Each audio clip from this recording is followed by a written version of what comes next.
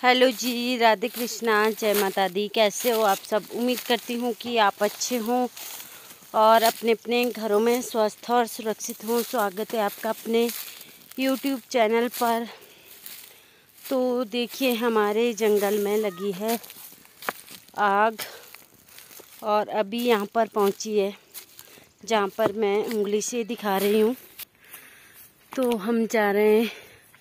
अभी हमारे किसी ने यहाँ पर आग लगा दी है और हमने लोगों से घास खरीद रखी थी, तो अभी थोड़ी थोड़ी सी काटी थी। और आजकल जैसे बारिश नहीं हो रही थी तो उसके पुल्ले बांधने भी मुश्किल हो जाते थे और थोड़ा थोड़ा सा लाया था भी घर को घास और पूरा था काटने के लिए। बारिश का वेट कर रहे थे तो अब लगा दी है किसी ने आग। ये देखिए ऊपर।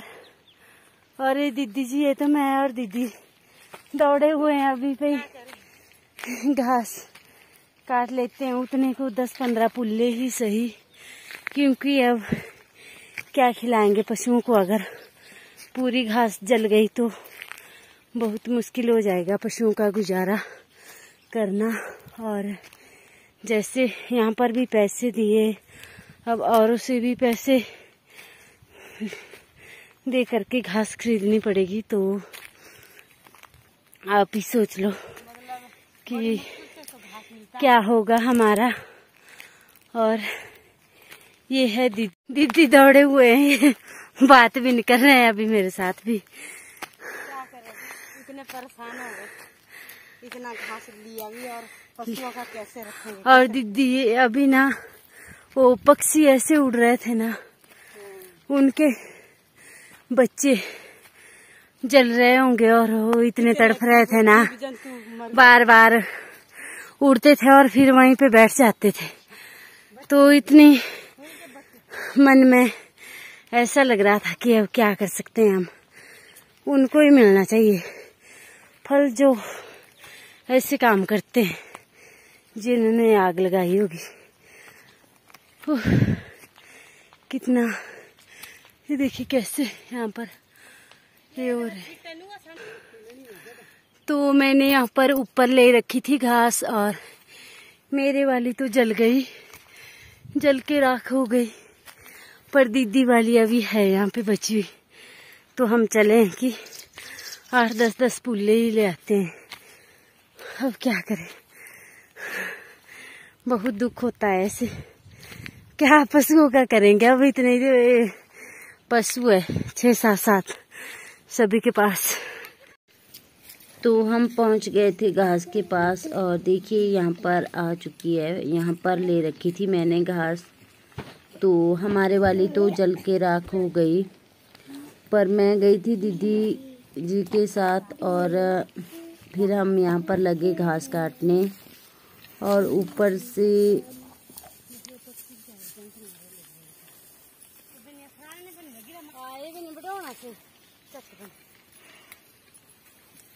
बढ़िया मछली गई है, अपना पत्थरिया बाहर लेकिन ना गिरिया तो बड़ा बार का पूछना मैं तो ये बात रख थे थोड़ी पैसे गई दे तुझसे दे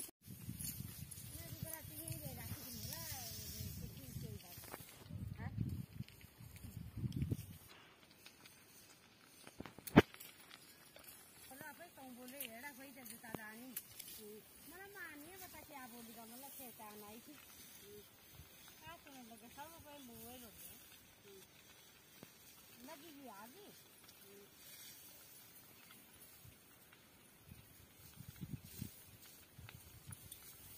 मैं तारा पता नहीं कब मुझे कैसी कर मैं फोन का डाबरो मतलब आ गई तक रोकी थे वो सब बुझा कर थे मजा हो गया उन्हें मला लाया किसी के सांझदा है ना बनाऊंगा आहो आजकल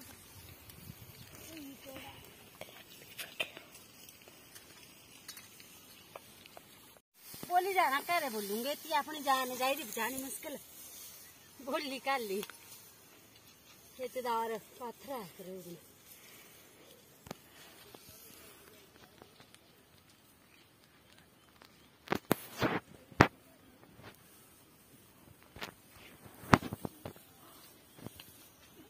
क्या तू हुआ निया बिचत पे जमला क्या तू हुआ निया पूरी नहीं आई पूरा भेजो पूरा।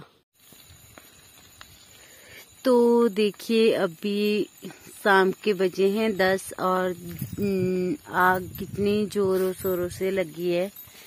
मैं हूँ यहाँ पर अभी अपनी काउसेट के पास और देखिए कितने बुरे हाल है। सभी लोगों की घास जल करके राख हो गई और हम गए थे दिन को यहाँ पर घास काटने। हमने सोचा कि थोड़ी बहुत बच जाएगी और फिर बाद में ऊपर से लगे पहाड़ों से पत्थर गिरने। तो एक हमारे दीदी है जो पहले भी कई बार मेरी वीडियो में आते थे और मेरे साथ गाने वगैरह गाया करते थे, वो भी थे। वो है जेठ जी के धर्म बहन, तो उनका घास भी था यहाँ पर और हमारा तो पहले ही जल के राख हो गया था, पर दीदी का अभी नहीं जला था। यहाँ पर थोड़ी थोड़ी आग लगी थी तो हम उनके साथ गए घास काटने और भारती भी गई थी हमारे साथ। तो दीदी और भारती बड़ी मुश्किल से बचे और उनके सिर के ऊपर से इतने बड़े बड़े पत्थर आए। तो हम घास के पीछे आज मैं अपनी बेटी को खो देती। मेरी किस्मत अच्छी थी जो भगवान जी ने सभी को ठीक रखा और दीदी को भी उनके सिर के भारती और दीदी इकट्ठे काट रहे थे घास, तो उन दोनों को बहुत ज़्यादा खतरा था और फिर हम डर के मारे जल्दी जल्दी से घर में आ गए। और देखिए अभी भी कितनी आग लगी है, सभी का घास जल करके राख हो गया। और क्या उन बेचारे जीव जंतुओं का होगा जो यहाँ पर कई पक्षी बच्चे दे रखते हैं और कई पक्षियों के अंडे होते हैं, जानवरों के बच्चे होते हैं छोटे छोटे, तो कहाँ पे जाएंगे। और अभी देखिए रात का टाइम है, तो रात को तो ऐसे भी पता नहीं लगता कि हम कहाँ जाए और क्या करें। तो आग तो सबसे खराब चीज़ है, ये तो सभी को जला करके राख कर देती है। तो क्या करें, अब बहुत ज़्यादा दुख हो रहा है। मेरे तो दिन से ही सिर में दर्द लग गई है।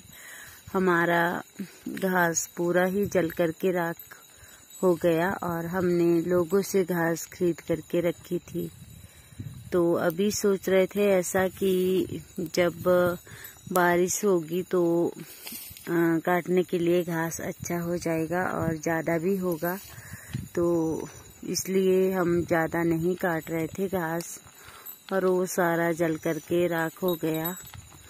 अब पशुओं का भी क्या होगा, और इतने पैसे दे रखे थे तो पैसे भी हमारे खराब हो गए और घास भी।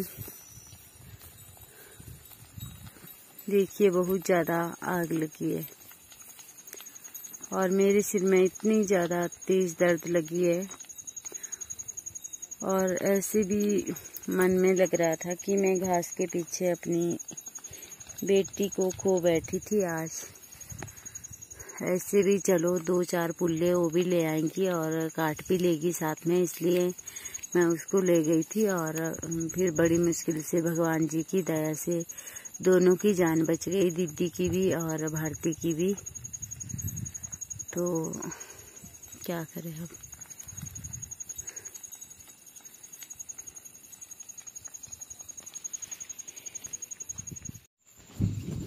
तो अभी है रात के 2-2:30 बजे का टाइम और नींद भी नहीं आ रही थी, तो हमारे घर के लिए भी खतरा था और जो घास के कुन्नू पीछे लगा करके रखे थे उनके लिए भी खतरा था, क्योंकि चील के पेड़ों से चिंगारियाँ ऐसे उड़ रही थी जैसे आतिशबाजियाँ होती है और बड़ी बड़ी चिंगारियाँ आ रही थी। और आजकल ऐसे भी बहुत ज़्यादा सूखी धरती हो गई है बिना बारिश के, तो आग लगने का डर था। और देखिए यहाँ पर दूर दूर के गांव से लोग आग बुझाने की कोशिश कर रहे थे और जो ये छोटी छोटी लाइटें दिखाई दे रही है।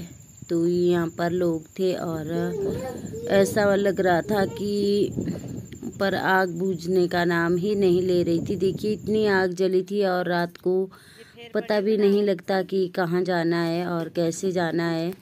हमारे ऐसे भी इन पहाड़ों से पत्थर आते हैं, जैसे कि मैंने आपको बताया कि दिन को भी इतने बड़े बड़े पत्थर गिरे और हम वहाँ पर काट रहे थे घास, तो हम ऐसे ही बड़ी मुश्किल से बचे और फिर मन घबरा जैसा गया। उसके बाद यहाँ पर जाने का मन भी नहीं करा और जो हमने घास काटी थी ये भी आधी यहीं पर रही और जल के राख हो गई। तो फिर बाद में मन ऐसा हो गया था कि नहीं, हम नहीं जाएंगे यहाँ पर।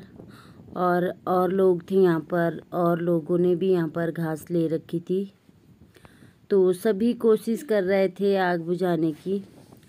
पर आग ऐसे भी यहाँ पर ऐसी दिक्कत है कि यहाँ पर रोड नहीं है, और अगर रोड साइड होती तो आग बुझाने वाली गाड़ी बुलाते, पर यहाँ पर रोड नहीं था। तो और ऐसे भी यहाँ पर ऊंचे ऊंचे पहाड़ है, गिरने का खतरा रहता है और एक पत्थर का खतरा रहता है साथ में। तो सब कुछ जल के राख